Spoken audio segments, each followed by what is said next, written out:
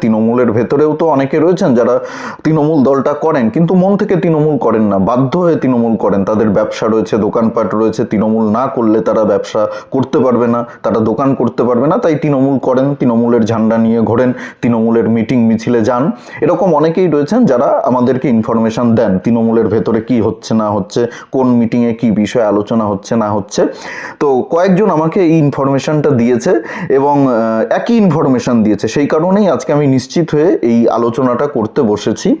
তৃণমূল কংগ্রেস কি পরিকল্পনা করেছে জানেন? তৃণমূল কংগ্রেস এইবার কিন্তু ওই দুধেল গাইদেরকে দিয়ে, বোম বন্দুক দিয়ে গায়ের জোরে কেন্দ্রীয় বাহিনীকে বাধা দেবে না। তৃণমূল কংগ্রেস এইবার পরিকল্পনা করেছে। নমস্কার, আমি দিবাকর, আপনারা দেখছেন জাগরণ বাংলা। আপনাদের নিশ্চয়ই শীতলকুচির ঘটনা মনে আছে। 2021-এর বিধানসভা নির্বাচনের একেবারে প্রথম দফাতেই কোচবিহারের শীতলকুচিতে কেন্দ্রীয় বাহিনীর গুলিতে 4 জন মারা গেছিল। সেই ঘটনা নিয়ে অনেক রাজনীতি হয়েছে, অনেক জলঘোলা হয়েছে, অনেক তোলপাড় হয়েছে রাজ্য রাজনীতিতে। আমি আজকে আপনাদেরকে সেই ঘটনাটা একটু মনে করিয়ে দিতে চাই, সেদিন আসলে কি ঘটনা ঘটেছিল। তাহলে এই আলোচনাটা করতে সুবিধা হবে এবং আপনাদেরও বুঝতে সুবিধা হবে কেন আজকে হঠাৎ করে এই আলোচনাটা করছি। সেদিন যারা কর্তব্যরত কেন্দ্রীয় বাহিনীর জওয়ানরা ছিলেন বুথের পাহারায়, তারা হঠাৎ দেখলেন একদল দুধেল গায়েরা বুথ দখল করার চেষ্টা করছে। প্রথমে তারা বোমা ছড়ে কেন্দ্রীয় বাহিনীর জওয়ানদেরকে ভয় দেখায়, তারপরে কেন্দ্রীয় বাহিনীর জওয়ানদের যে সার্ভিস রাইফেল থাকে সেই রাইফেলগুলো ছিনিয়ে নেওয়ার চেষ্টা করে তাদের থেকে, কিন্তু কেন্দ্রীয় বাহিনীর জওয়ানরা তাদেরকে বাধা দেওয়ার চেষ্টা করে, শূন্যে গুলি চালায়। তাতেও পরিস্থিতি শান্ত হয় না, তারা পিছু হাঁটে না, সেই দুধেল গায়েরা পিছু হাঁটে না।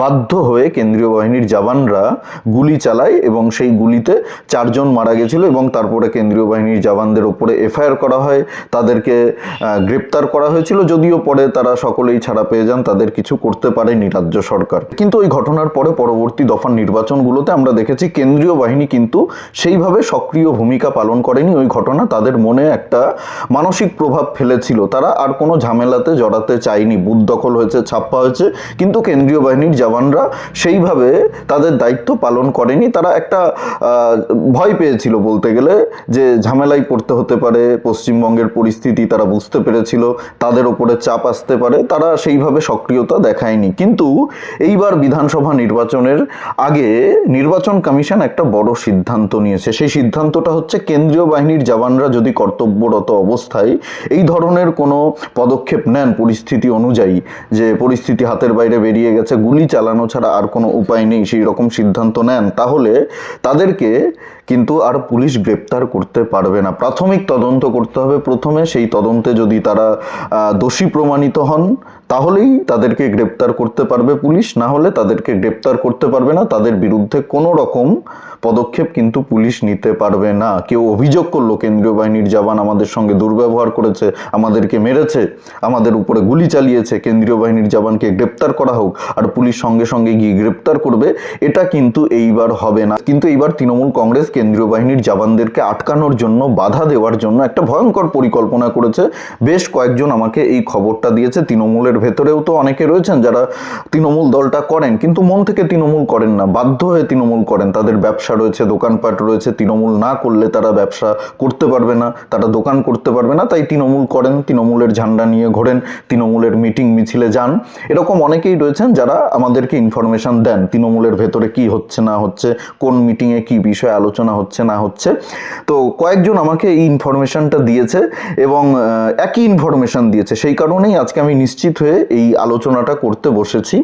তৃণমূল কংগ্রেস কি পরিকল্পনা করেছে জানেন? তৃণমূল কংগ্রেস এইবার কিন্তু ওই দুধেল গাইদেরকে দিয়ে, বোম বন্দুক দিয়ে গায়ের জোরে কেন্দ্রীয় বাহিনীকে বাধা দেবে না। তৃণমূল কংগ্রেস এইবার কেন্দ্রীয় বাহিনীর জওয়ানদেরকে আটকানোর জন্য, বাধা দেওয়ার জন্য তৃণমূল কংগ্রেস এইবার মহিলাদেরকে সামনে রাখার পরিকল্পনা করেছে। মহিলা তৃণমূল কংগ্রেসের কর্মী সমর্থকদেরকে মিটিংয়ে বলা হয়েছে লাঠি ঝাঁটা হাতা খুন্তি নিয়ে কেন্দ্রীয় বাহিনীর জওয়ানদের সামনে ঝাঁপিয়ে পড়তে, কেন্দ্রীয় বাহিনীর জওয়ানদেরকে বাধা দিতে।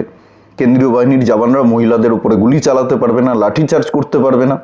উল্টে কেন্দ্রীয় বাহিনীর জওয়ানরা যদি কোনো অ্যাকশন নেয় মহিলাদের বিরুদ্ধে, তাদের ওপরে যদি লাঠিচার্জ করে, তাদেরকে যদি মারধর করে, তাহলে কেন্দ্রীয় বাহিনীর জওয়ানদের বিরুদ্ধে এফআইআর করতে সুবিধা হবে যে মহিলাদের উপর অত্যাচার করা হচ্ছে। এই পরিকল্পনাটা কিন্তু তৃণমূল কংগ্রেস করে রেখেছে। বিভিন্ন জায়গা থেকে আমি এই খবরটা পেয়েছি এবং আপনাদেরকে বললাম তৃণমূলের লোকেরাই আমাকে এই খবরটা দিয়েছে। ওই যে সবাই তো আর তৃণমূল দলটা মন থেকে করে না, মমতা বন্দ্যোপাধ্যায়কে ভালোবেসে করে না, অভিষেক বন্দ্যোপাধ্যায়কে ভালোবেসে করে না, নিজেদের ব্যবসা চালানোর জন্য, দোকান চালানোর জন্য এই দলটা করতে বাধ্য হয়। না করলে তারা ব্যবসা করতে পারবে না, না করলে তারা দোকান চালাতে পারবে না, না করলে তারা এলাকায় কাজ করতে পারবে না। তাই বাধ্য হয়ে তৃণমূলের ঝান্ডা ধরে তৃণমূল দলটা করে। তারা তৃণমূলের মিটিং মিছিলে যায়, সব কিছুই তারা জানে, কি হচ্ছে না হচ্ছে সব খবরাখবর আমাদেরকে দেয়। বিভিন্ন বিধানসভা কেন্দ্রে এই বিষয়গুলো নিয়ে মিটিং হয়েছে, কিভাবে কেন্দ্রীয় বাহিনীর জওয়ানদেরকে আটকানো হবে, কিভাবে ছাপ্পা ভোট করা হবে। পুরো ব্লু প্রিন্ট তৈরি করে ফেলেছে তৃণমূল কংগ্রেস।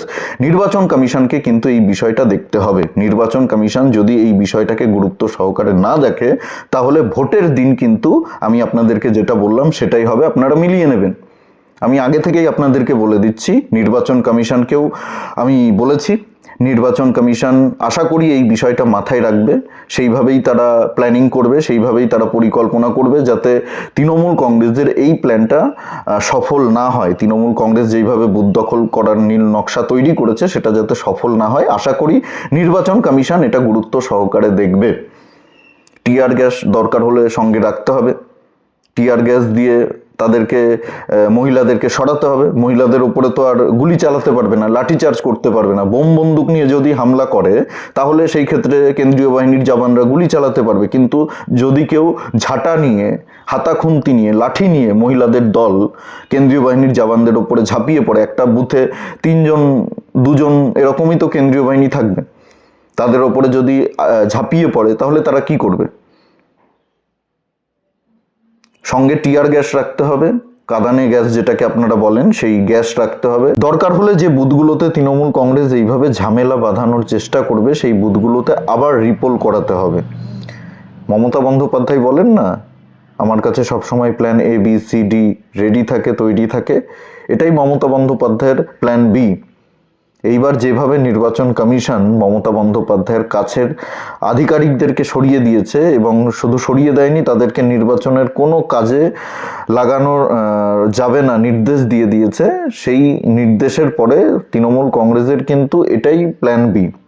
এইভাবেই তৃণমূল কংগ্রেস বুথ দখল করার পরিকল্পনা করছে, ছাপ্পা ভোট করার পরিকল্পনা করছে। নির্বাচন কমিশনকে সচেতন হতে হবে, এই বিষয়টা গুরুত্ব সহকারে দেখতে হবে। এটাই এই ভিডিওর মাধ্যমে আমি নির্বাচন কমিশনকে অনুরোধ করব। আমি লিখিতভাবেও নির্বাচন কমিশনকে পুরো বিষয়টা জানিয়েছি। এখন নির্বাচন কমিশন কি করে, কতটুকু তৎপরতার সঙ্গে ব্যবস্থা নেয়, সেটাই দেখার অপেক্ষা। এই বিষয়ে আপনাদের কি মতামত অবশ্যই কমেন্টে জানাতে ভুলবেন না। আর যদি আপনাদের কোনো পরামর্শ থাকে অবশ্যই সেটাও কমেন্টে জানাবেন।